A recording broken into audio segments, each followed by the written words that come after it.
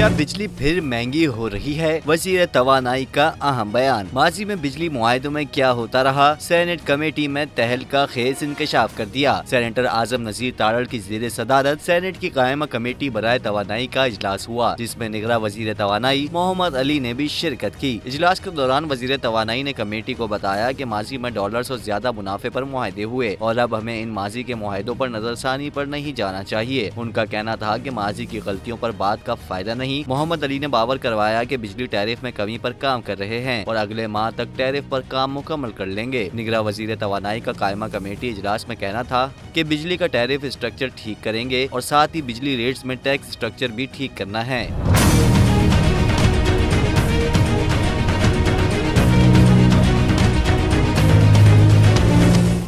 Subscribe करें और bell दबाएं ताकि कोई खबर रह न जाए।